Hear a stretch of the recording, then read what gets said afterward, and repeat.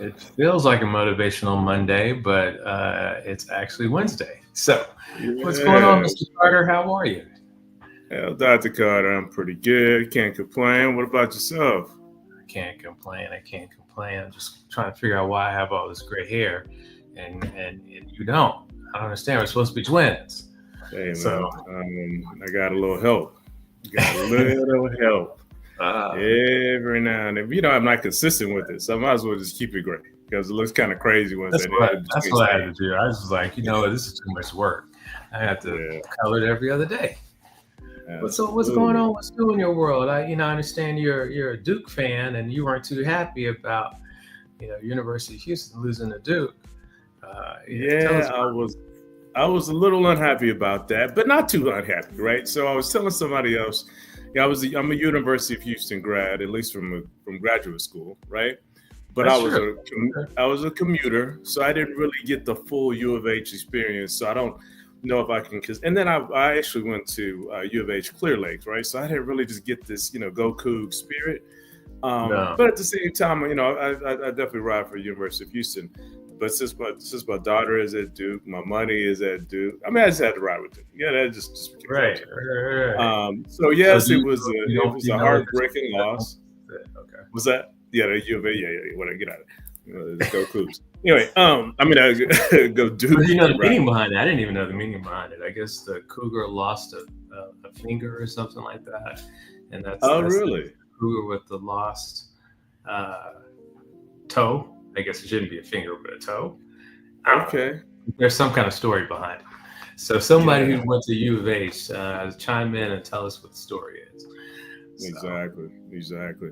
But yeah, anyway, yeah, it was a loss. It was, I wasn't happy about it, but I wasn't super mad about it either. So, good for the city of Houston to beat Duke. So that was good.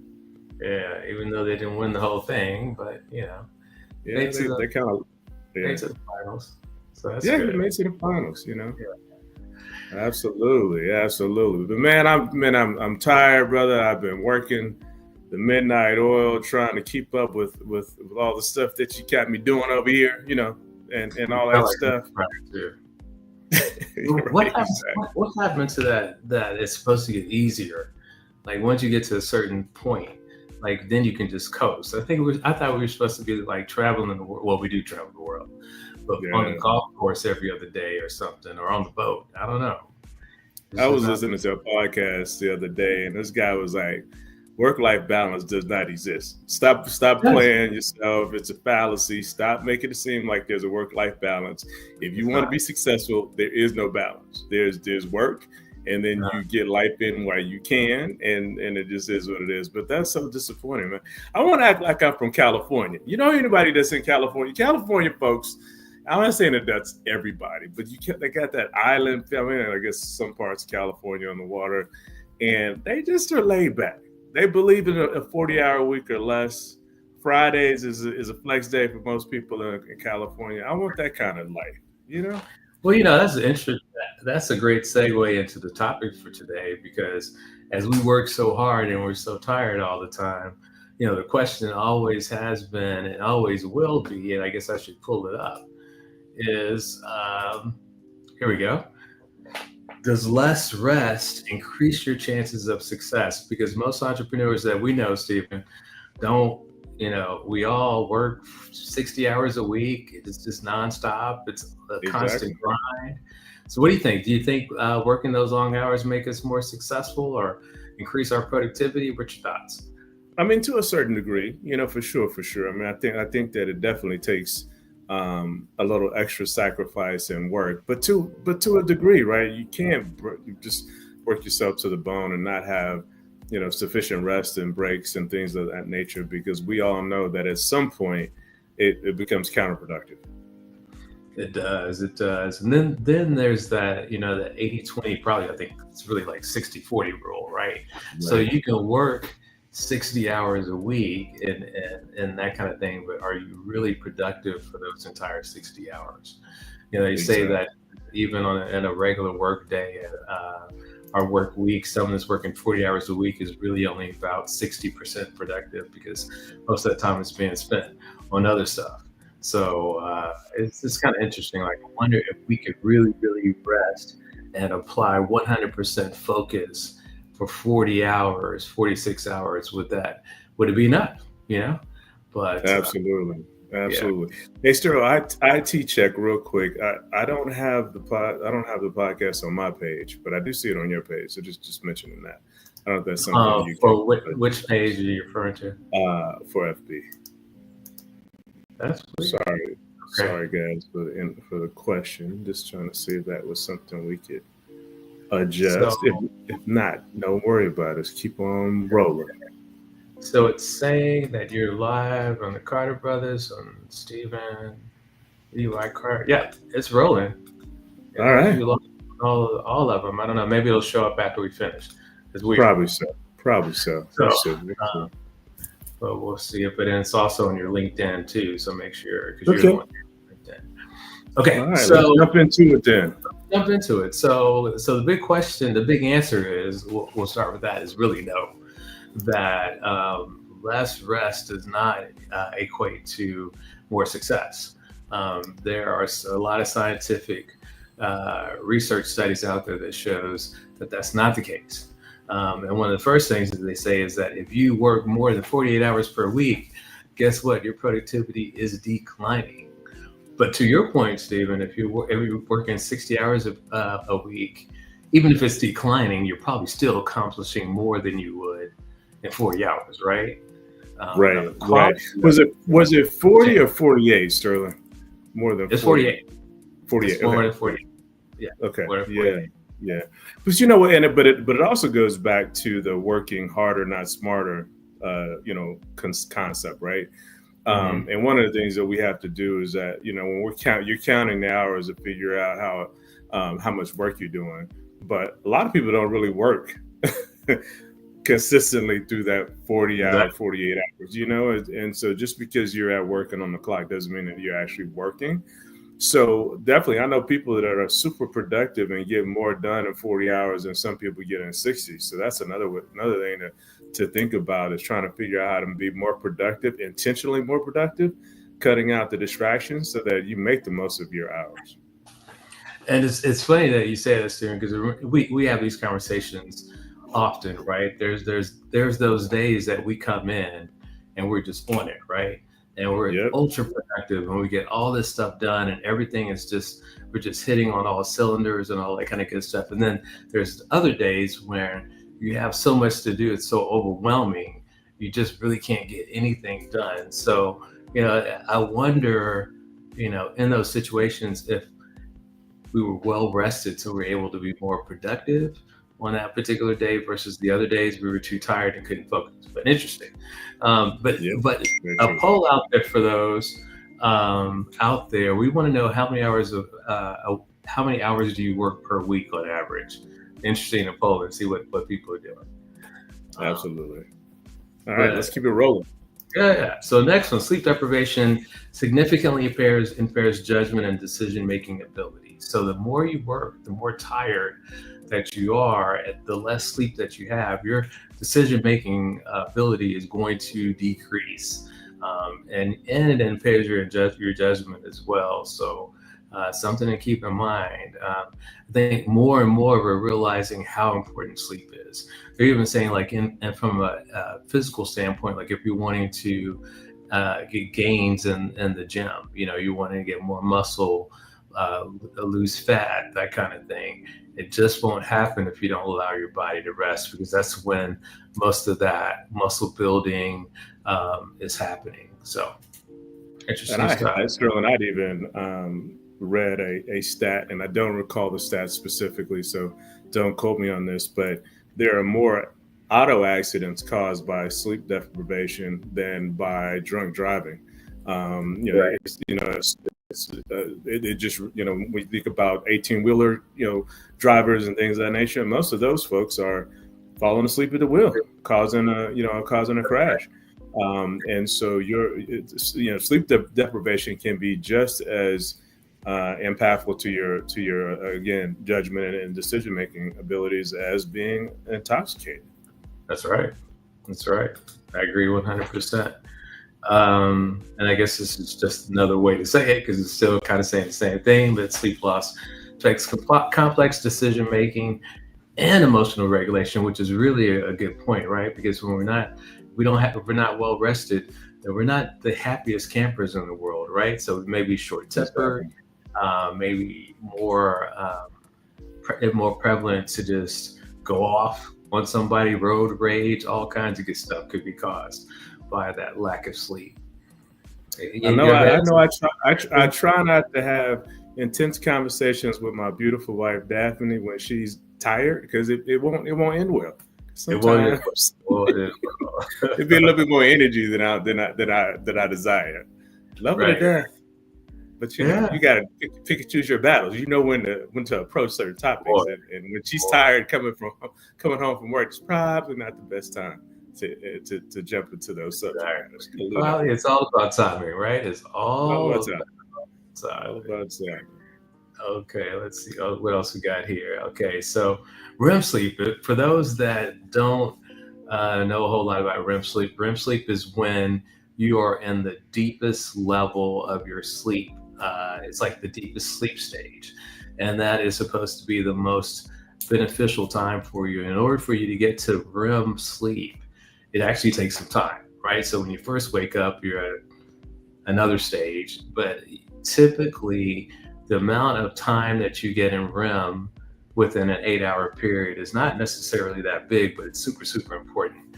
And there's things that we can do in order to make sure that we're getting more REM sleep. We'll talk about those a little bit later, but there's also things that you can do that will interrupt your REM sleep. And that is watching TV before you go to bed or keeping the TV on or having your phone and you're working on your phone the entire time right until you go to bed because you're going to bed with different things and activities on your mind and you haven't properly set yourself up for success in regards to getting good rest.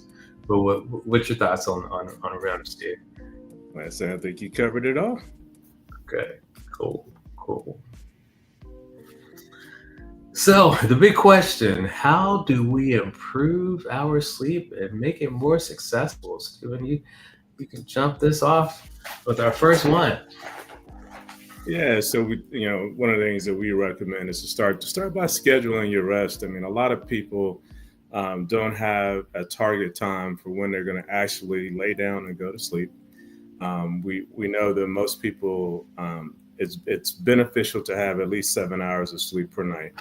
And if you know that you kind of get up at a certain time frame, your biological clock wakes you up early, like Sterling and I, and making sure that you get to bed at a certain time to ensure that you can at least get those 7 hours is really important. So I'm normally up between 4 and 5 a.m. and Sterling is around the same. So that means I'm trying to get into bed around 9:30. I know it sounds a little early, but I do want to make sure that I ensure that I get that amount of time of sleep. So a lot of people with smartwatches, smart devices, you can check your rest, check your schedule, make sure that you're getting proper sleep.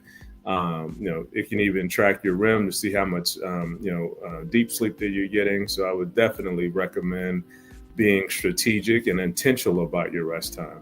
And I think Sterling mentioned another one early on, which is eliminate the distractions in terms of TV and even wearing an eye. Sterling, yeah, I know you have one of those things, the eye covers. I can't Oh, eye remember, mask. Yeah, eye yeah. mask, and even headphones or what have you. Soft white noise, whatever it takes to make you sleep, more soundly. And definitely, while I'm there, mention, investing in a nice mattress is really important too. That can help you also get good sleep. So it's a combination of a number of different things, but it definitely starts with scheduling. Yeah, I Getting your agree with you 100%. Steve. Scheduling is key, and to your point about you were saying something. There are so many good nuggets there. But the Aura Ring as well, which is what I have, it helps to regulate your sleep. It lets you know how stressful you are each day. It lets you know how much REM sleep you received, and it gives you tips on what to do in order to improve that. It lets you know if you've had an optimal amount of rest. It tracks your your heart rate, lets you know if you have an irregular rhythm. And really, it's so funny that things like this are actually now saving lives, because people may not be aware that they have some kind of cardiovascular issues, and the Sleep aura, apnea. yeah, can actually pull that up and let you know that you have irregularities in your sleep, or your heart signals are off. You have a arrhythmia and that kind of thing. So it's pretty cool. Uh, cool. And then the next one, taking breaks every 90 minutes. So when you are working and you're at work, what's recommended is that every minute, 90 minutes or so, you need to get up and walk around. And it even says that if you can get outside and get into the natural light, that's going to really help with improving your circadian rhythm. I hope I said that correctly. But yeah, so try to take a break every 90 minutes. Don't just keep crushing through, because you're not going to be as productive. So yeah. Anything on that, Steven? Nah, man, you're on it today. This is all you today. Okay. Yeah, I think we kind of talked about this one, but Steven, do you have any more insight on? No, nothing else. Oh, nothing else. yeah. Well, I will say a couple of things. So there are a couple of things that you can do that helps with your sleep naturally, and that's melatonin. It's a natural supplement that helps to just kind of relax you while you go to sleep. Meditation is always good, because that helps to just kind of focus the mind and clear your thoughts before you go to bed. What's also recommended is that if you can write down what you have to do for the next day, that helps to clear your mind as well, so you don't go to sleep thinking about all the things you need to do tomorrow, because you've already written it down, and so you already have a set schedule. And then we talked about earlier in regards to setting that time. You can set it up on your phone where it'll tell you, okay, it's time to go to bed, and you can set alerts for that. So there's a lot of good things that you can do in order to signal that body it's time to go to sleep. Steven, you're a master of this. Master the art of micro breaks between tasks. So this concept is just every 90 minutes, taking a chance to just kind of take a break, walk away. A lot of us, not a lot of us, some of us work in front of computers all day. I know I'm guilty of that. Can be. I mean, it feels like it's not that exhausting, but it really can. Your eyes are strained. Looking at the different reflective lights from the computer, it really does wear you down. So just getting a break away from that setting, standing up, walking around, moving, getting the blood flowing in your legs. And definitely for those people that are working inside all day, basically the air is really stale. In some places, especially if you're not getting a lot of airflow that's fluctuating in and out. And so there's nothing like getting outside and getting some fresh air. I know we're in some of these big cities, the air may not be as fresh outside. You may have a little pollution going on there, but in most cases, you can get outside, get some fresh air. And just as importantly, get some sun, which creates some good old vitamin D for you. And it really does bring energy, clears your mind, clears your thoughts. But just every 90 days, every 90 minutes, just taking a small mini break to keep yourself focused. That they just will increase your productivity. Well said. And that is the end. But let's look at some comments here and see what we have. So Anthony Martin says, good information, proper sleep nowadays is taken for granted, which is a really, really good point. And I agree, Anthony. It's just no one is aware of how important sleep is. And I think more and more we're finding out that it is just absolutely imperative that we get enough rest. So. Outstanding. Shout out to Martin. Yeah, shout out to Dr. Martin. And one other thing too, in regards to sleep, that I think a lot of, I'll even say a lot of us are guilty of, because I do the same thing. And you think that having a glass of wine or something may help you go to sleep and help you relax. But research has actually shown that you're not as well rested in those situations. You think that you're going to sleep and you're getting deep sleep, but you never actually get to the REM phase. So try tea or the melatonin we talked about, or meditation, but stay away from, wine and that kind of thing, because it's not going to help you. Well said. Well said. Well, this was some great, interesting information to give to the people. So hopefully everyone takes a little bit of value in the information. And the music in the background was really soothing, but it probably put us to sleep. So the next time I think we'll have to take that out so we can stay upbeat. But good stuff. Anything else before we close out? No, enjoy the week. Have a good Easter weekend as we approach Easter weekend, and for you CME folks that just go Christmas, Mother's Day, and Easter. This is your time. Get to the church house. Get in there on Sunday. I'll wear my new suit and all that kind of stuff. Once a quarter or whatever. Okay. All right, absolutely. Man. All right. Take care. Bye.